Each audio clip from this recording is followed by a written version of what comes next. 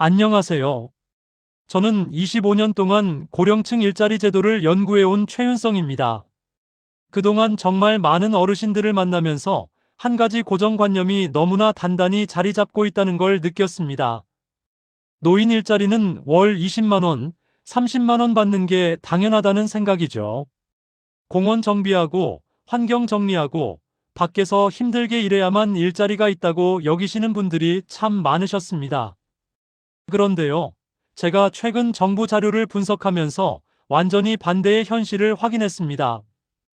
2026년부터는 하루 3시간만 근무하고도 월 100만 원 가까이 받는 실내 중심의 단시간 일자리가 본격적으로 늘어납니다. 기존의 힘든 야외 활동을 떠올리셨던 분들이라면 더더욱 놀라실 겁니다. 오늘 이 흐름을 정확하게 아시는 것만으로도 한 해에 몇백만 원 차이가 날 수 있습니다. 이 내용 처음 들으시는 분 계신가요? 오늘 영상이 끝날 때쯤이면 어디서부터 시작해야 하는지, 무엇을 먼저 확인해야 하는지 명확하게 아실 수 있을 겁니다. 그럼 지금부터 차근차근 말씀드려 보겠습니다. 저에게 가장 기억에 남는 분이 있습니다. 조카 시아버지 되시는 김영수님, 당시 70세셨는데요. 늘 공원 정비 일을 하시면서 월 30만 원대 보수를 받아오셨습니다. 처음엔 괜찮다고 하셨어요. 아침 공기도 좋고 운동도 되는 것 같다고요. 그런데 계절이 바뀔 때마다 무릎 통증이 점점 심해지시더라고요. 특히 장마철이나 한겨울엔 거의 걸을 수조차 없으셨습니다. 병원 가면 약 처방받고 며칠 쉬면 좀 나아지다가도 다시 일 나가면 또 아프셨죠. 그러다 결국 작년 봄 중도에 일을 포기하셨습니다. 무릎이 너무 아파서 더는 못하시겠다는 거였어요. 그때 그분이 하신 말씀이 아직도 기억납니다. 이제 나이가 들어서 이것도 못하면 뭘 할 수 있겠느냐고 그냥 집에만 있어야 하나 고민하신다고요. 저는 그 말씀을 듣고 가만히 있을 수가 없었습니다. 마침 제가 연구하던 자료 중에 실내형 단시간 일자리 정보가 있었거든요.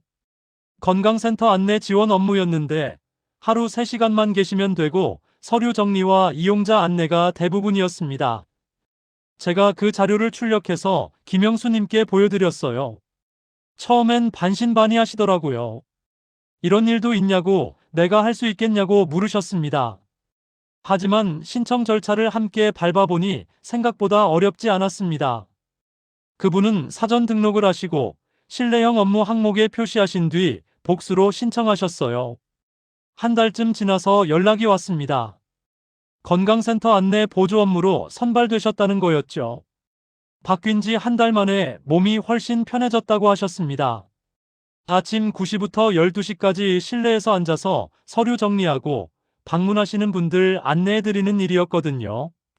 무릎에 무리가 가지 않으니까 통증도 크게 줄었고 월 보수도 거의 3배 가까이 늘었습니다. 오전에만 일하고 오후엔 손주도 돌보시고 저녁엔 산책도 하시더라고요. 예전에는 일 끝나면 녹초가 되어서 아무것도 못 하셨는데 이제는 여유가 생기니까 삶의 질이 완전히 달라진 거죠. 이런 작은 변화만으로 삶의 질이 확 달라질 수 있다는 걸 그때 다시 느꼈습니다. 왜 이런 일이 가능해진 걸까요? 2026년부터 정부는 실내 중심 업무 비중을 절반 이상으로 크게 늘렸습니다. 그 이유는 명확합니다. 국내 고령층 근무 만족도 조사를 보면 실내 단시간 선호가 78%로 가장 높게 나타났거든요. 체력 부담이 적고 날씨에 영향을 받지 않으며 무엇보다 오래 지속할 수 있다는 점이 큰 장점이었습니다. 실제로 정문기님이라는 69세 어르신도 야외 업무에서 실내 안내 업무로 바꾸시고 근무 유지율이 확실히 높아졌습니다. 첫 해엔 공원 청소 업무였는데 석 달 만에 그만두셨다가 이듬해 실내 도서관 보조로 바꾸시고는 1년 내내 무리 없이 일하셨다고 하더라고요. 혹시 지금도 야외 중심 일을 떠올리고 계신가요? 이제는 생각을 바꾸셔야 합니다. 모집 공고를 보실 때 반드시 실내 여부부터 확인하세요. 다만 주의하실 점이 있습니다. 동일 명칭이라도 작업 장소가 섞여 있는 경우가 있거든요. 환경 정리라고 해서 무조건 야외가 아니라 실내 시설 정리일 수도 있고요. 안내 업무라고 해서 무조건 실내가 아니라 야외 행사장 안내일 수도 있습니다.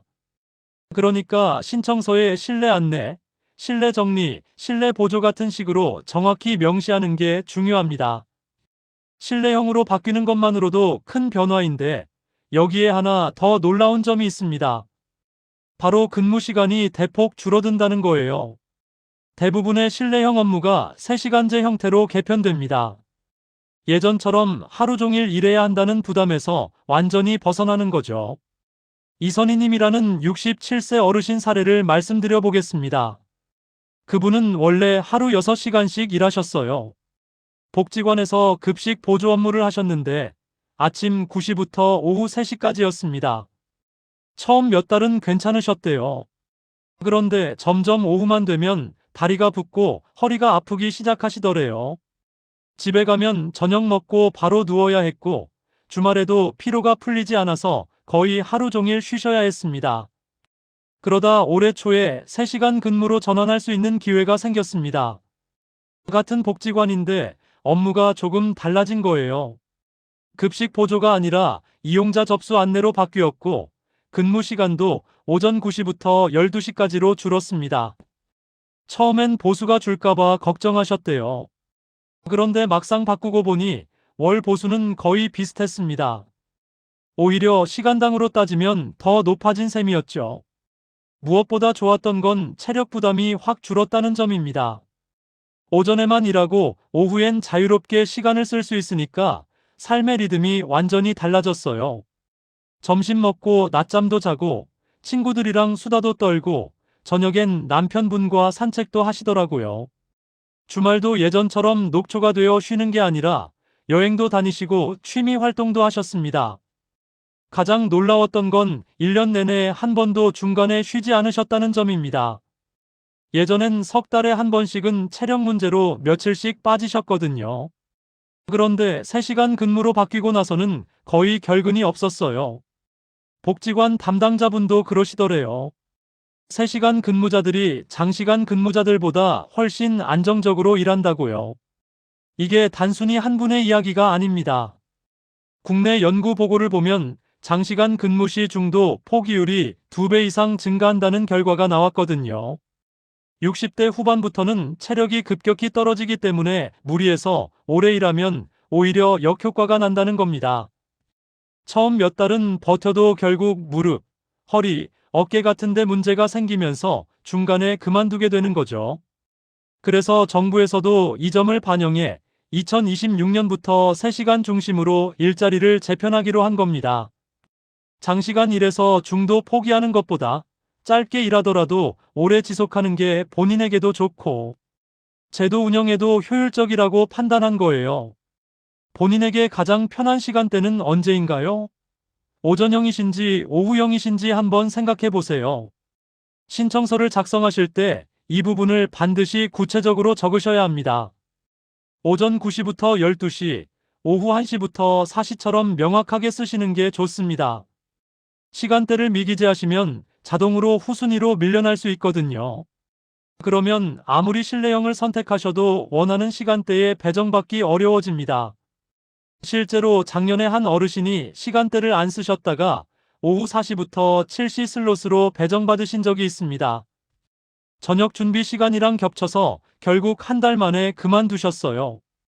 이런 일이 없으려면 본인 생활 리듬에 맞는 시간대를 정확히 명시하는 게 정말 중요합니다. 여기까지만 들어도 충분히 좋은 조건 같지만 사실 진짜 중요한 건 지금부터입니다. 바로 보수 이야기예요.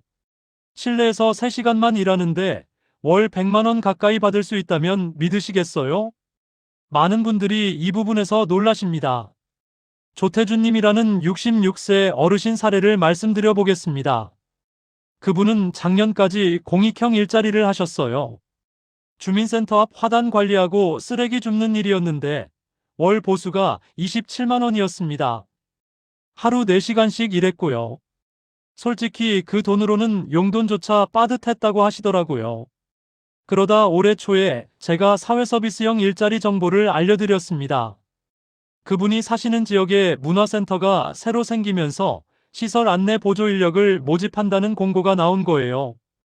자격 조건도 크게 까다롭지 않았습니다. 만 65세 이상, 건강하게 걸을 수 있고 기본적인 안내와 응대가 가능하면 됐어요. 조태준님은 처음엔 망설이셨습니다. 본인이 그런 고급 일자리에 지원해도 되는 건지, 선발될 수 있을지 자신이 없으셨던 거죠. 하지만 제가 신청서 작성을 도와드리면서 복수 신청 방식도 알려드렸습니다. 1순위는 문화센터 안내, 2순위는 도서관 정리, 3순위는 건강센터 보조로 쓰셨어요. 모두 실내형 사회서비스형 일자리였습니다. 한 달쯤 지나서 연락이 왔습니다. 1순위였던 문화센터 안내 보조로 선발되신 거예요. 첫 출근 날 저한테 전화하셔서 정말 감격스러워 하시더라고요. 깨끗한 실내에서 편하게 앉아 있다가 손님 오시면 안내만 해드리면 되는데 월 보수가 92만 원이라는 게 믿기지 않으신다고요. 근무 시간은 오전 9시부터 12시까지 딱 3시간이었습니다. 주 5일 근무였고요. 일주일에 15시간 일하는데 월 92만 원을 받으시니까 시간당으로 따지면 훨씬 높은 셈이었죠. 게다가 그분이 사시는 지역에서 추가 지원금을 월 8만 원 더 지급했습니다. 그러니까 실제로는 월 100만 원이 넘었던 거예요. 조태준님은 이후로 생활이 완전히 바뀌셨습니다. 예전엔 월 27만 원으로 용돈도 빠듯했는데 이제는 손주 용돈도 넉넉히 주시고 아내분이랑 외식도 자주 하신대요. 무엇보다 본인이 필요한 사람이라는 느낌을 받으신다는 게 가장 큰 변화였습니다.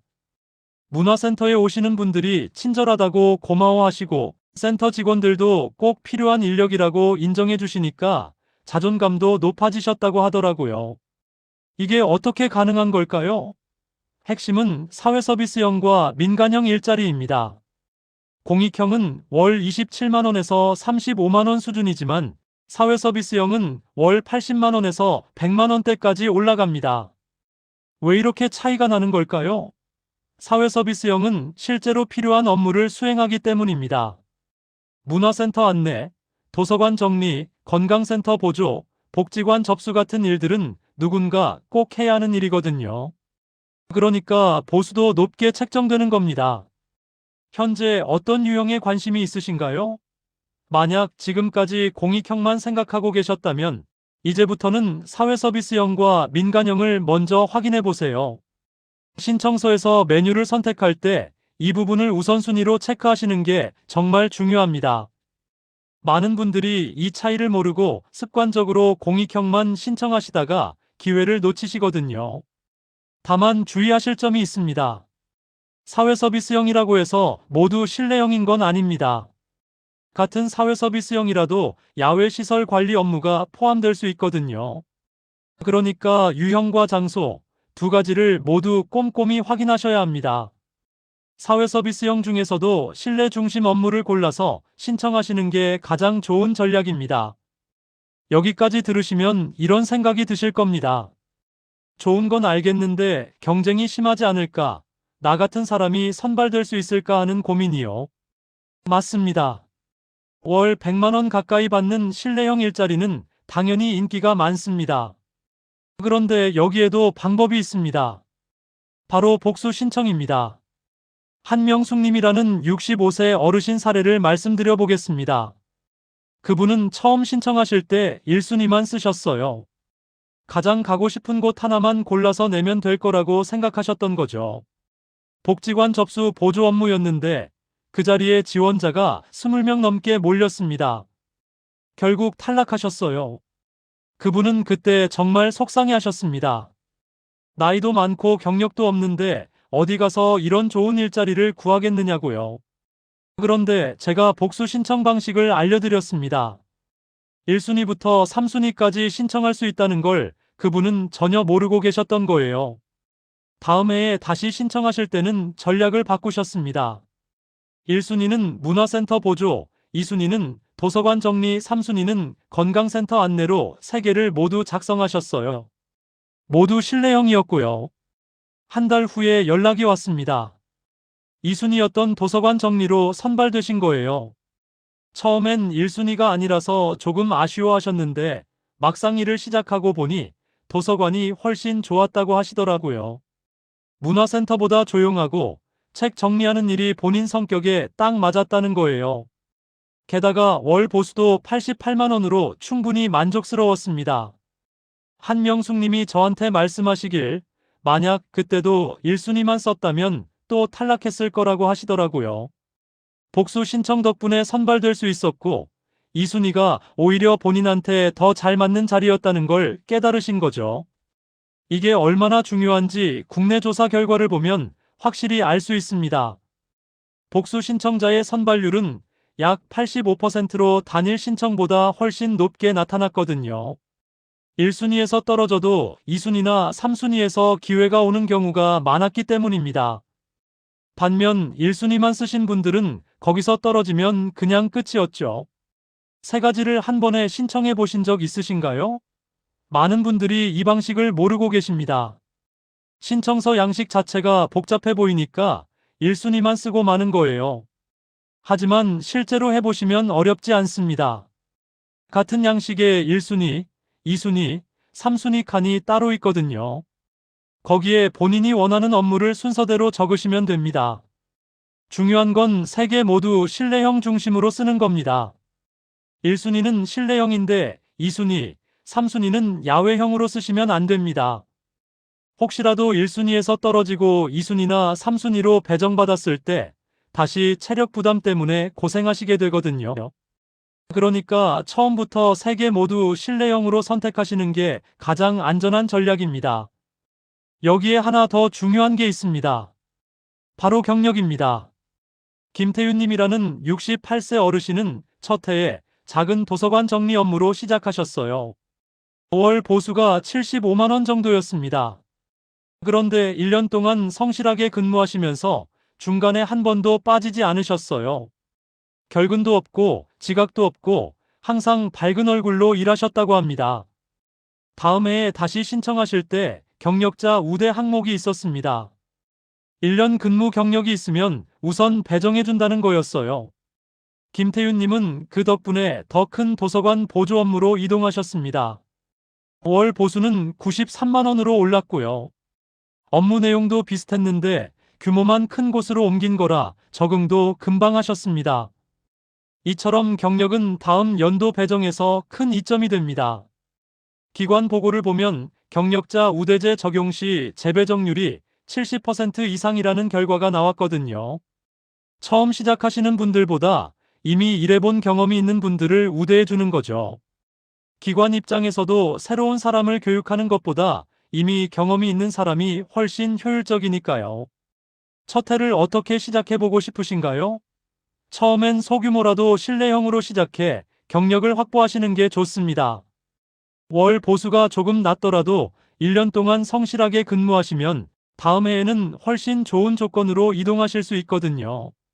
그러니까 첫 해는 경력 쌓는 해로 생각하시고 꾸준히 일하시는 게 장기적으로 유리합니다. 다만 주의하실 점이 있습니다. 중도 포기하시면 경력 인정이 제한될 수 있어요. 적어도 10개월 이상은 근무하셔야 정식 경력으로 인정받을 수 있거든요. 그러니까 처음부터 무리하지 않는 조건을 선택하시는 게 중요합니다. 본인 체력에 맞는 시간대, 집에서 가까운 장소, 실내 중심 업무를 고르시면 1년 내내 무리 없이 일하실 수 있습니다. 여기까지 들으신 분들은 이제 실내형 일자리가 얼마나 좋은지 충분히 아실 겁니다. 그런데 여기에 하나 더 놀라운 비밀이 있습니다. 바로 지역별 지원금입니다. 같은 일을 해도 사는 지역에 따라 월 10만 원에서 20만 원까지 추가로 받을 수 있다는 거예요. 백영숙님이라는 70세 어르신 사례를 말씀드려 보겠습니다. 그분은 건강센터 안내보조로 일하시는데 기본 보수가 월 85만 원이었습니다. 그런데 그분이 사시는 지역에서 고령자 일자리 활성화 사업을 하면서 추가 지원금을 지급하기 시작했어요. 조건은 간단했습니다. 해당 지역에 3년 이상 거주했고 만 65세 이상이며 실내형 사회서비스 업무를 하면 월 15만 원을 더 주는 거였죠. 백영숙님은 처음엔 그런 제도가 있는지 전혀 몰랐습니다. 그러다 우연히 주민센터 게시판에 붙은 공고를 보시고 알게 되셨어요. 바로 신청하셨고 한 달 후부터 추가 지원금이 들어오기 시작했습니다. 그러니까 월 85만 원이 100만 원으로 올라간 거죠. 그분이 저한테 전화하셔서 이렇게 말씀하시더라고요. 그 같은 일을 하는데 사는 지역 덕분에 돈을 더 받게 되니까 복권 당첨된 기분이라고요. 그 돈으로 매달 손주들한테 용돈도 주시고 작은 적금도 넣으신다고 했습니다. 이게 어떻게 가능한 걸까요? 지역마다 고령자 지원 정책이 다르기 때문입니다. 어떤 지역은 추가 지원금이 전혀 없고 어떤 지역은 월 10만 원, 또 어떤 지역은 월 20만 원까지 지급합니다. 정책 분석 자료를 보면 지자체 간 지원 격차가 확실히 존재한다는 게 확인되거든요. 그러니까 본인이 사시는 지역에서 추가 지원을 해주는지 반드시 확인해 보셔야 합니다. 혹시 본인 거주 지역 지원금 확인해 보셨나요? 많은 분들이 이 부분을 놓치십니다. 기본 보수만 보고 신청하시다가 추가로 받을 수 있는 돈을 못 받는 거예요. 확인하는 방법은 간단합니다. 거주지 담당 기관에 전화하시면 됩니다. 주민센터나 노인 일자리 담당 부서에 전화해서 올해 지역 추가 지원 사업이 있는지 물어보세요. 있다면 조건이 뭔지, 신청은 어떻게 하는지 안내받으실 수 있습니다. 대부분 전화 한 통으로 해결되거든요. 다만 주의하실 점이 있습니다. 지원 여부는 매년 달라질 수 있어요. 올해 있던 지원금이 내년에는 없을 수도 있고, 반대로 올해 없던 지원금이 내년에 새로 생길 수도 있습니다. 그러니까 매년 신청하실 때마다 다시 확인하시는 게 좋습니다. 혹시 주변 지역 지원금도 함께 비교해 보셨나요? 가끔 이런 경우도 있습니다. 옆 동네가 지원금이 더 많은데 거기서 일자리를 구하는 게 더 유리할 수도 있거든요. 물론 거주지 제한이 있는 경우가 많지만 일부 지역은 인접 지역 거주자도 신청 가능한 경우가 있습니다.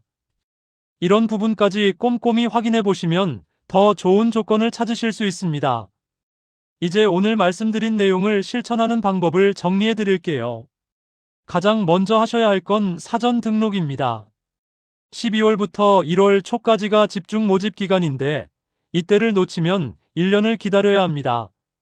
등록 시기를 놓친 적 있으신가요? 작년에 많은 분들이 1월 말에 알아보시다가 이미 마감되어서 아쉬워하셨거든요. 그러니까 일정이 나오면 바로 사전 등록부터 하세요. 미리 등록해 놓으면 본 신청할 때 훨씬 수월합니다. 그 다음엔 희망 업무를 정확히 기재하세요. 단순히 안내라고만 적으면 야외 포함 가능성이 있습니다. 실내 안내, 자료 정리, 디지털 보조 같은 식으로 구체적으로 쓰시는 게 좋습니다. 어느 실내 업무가 가장 편해 보이시나요? 본인 적성과 체력을 생각해 보세요. 사람 만나는 걸 좋아하시면 안내 업무가 좋고 조용히 일하는 걸 선호하시면 정리 업무가 맞습니다. 컴퓨터 다루는 게 익숙하시면 디지털 보조도 괜찮고요. 시간대도 중요합니다. 오전형과 오후형 중 무엇이 더 맞으신가요? 아침 일찍 일어나는 게 힘들지 않으시면 오전 9시부터 12시가 좋고 아침이 약하시면 오후 1시부터 4시를 선택하시면 됩니다. 본인 체력과 생활 리듬에 맞춰 선택하시는 게 가장 중요합니다. 복수 신청도 잊지 마세요. 1순위부터 3순위까지 모두 실내형으로 작성하시고요. 그리고 첫 해는 경력 쌓는다는 마음으로 꾸준히 일하세요. 내년에는 어떤 자리까지 도전해보고 싶으신가요? 1년 경력만 있어도 선택폭이 훨씬 넓어집니다. 오늘 말씀드린 내용을 정리하면 이렇습니다. 많은 분들이 노인 일자리라고 하면 월 20만 원에서 30만 원을 떠올리지만 2026년부터는 이 상식이 완전히 달라집니다. 잘못된 방식으로 접근하면 체력 부담이 크고 보수도 낮은 자리로만 배정되지만 반대로 제대로 이해하고 선택하면 하루 3시간 근무로도 월 100만 원에 가까운 실내형 일자리를 얻을 수 있습니다. 잘못 관리했을 때는 신청 시기 놓치고 공익형만 신청해 보수 차이가 3배 이상 나며 체력 부담 때문에 중도 포기하는 어려움을 겪습니다. 하지만 올바르게 접근하면 복수 신청으로 선발 확률을 높이고 지역 지원금까지 더해 높은 보수를 받을 수 있으며 내년에는 경력자로 우대받아 더 좋은 자리를 선택할 수도 있습니다. 오늘 당장 실천할 수 있는 단 하나의 제안을 드리자면 지금 바로 사전 등록 일정과 지역 지원 조건을 확인하는 것입니다. 이 두 가지만 체크해도 절반 이상은 성공이라고 말씀드릴 수 있습니다. 주민센터나 노인 일자리 담당 부서에 전화 한 통만 하시면 모든 정보를 얻으실 수 있거든요. 다음 영상에서는 2027년 이후 달라지는 전문형 일자리의 흐름과 실제 신청서 작성 팁을 더 구체적으로 알려드리겠습니다. 어떤 항목을 어떻게 채워야 하는지, 어떤 실수를 조심해야 하는지 실제 신청서 화면을 보면서 차근차근 설명해 드릴 예정입니다. 구독과 좋아요 부탁드리고요. 영상이 도움이 되셨다면 주변 어르신들께도 꼭 공유해 주세요. 이 정보 하나로 한 해에 몇백만 원 차이가 날 수 있으니까요. 여러분 생각은 어떠신가요? 오늘 영상 보시고 어떤 점이 가장 도움이 되셨는지 댓글로 남겨주시면 다음 영상 만드는데 큰 힘이 됩니다. 감사합니다.